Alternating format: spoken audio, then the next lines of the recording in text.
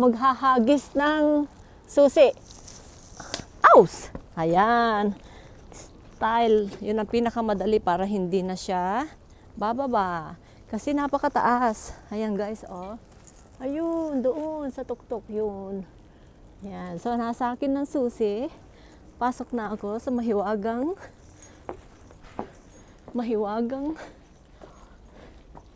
oops, ito ba yun? Okay.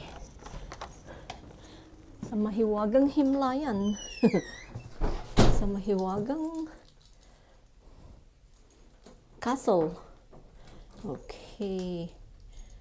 Ayan, kung tayo. Pasok tayo. Ayan. Pasok tayo.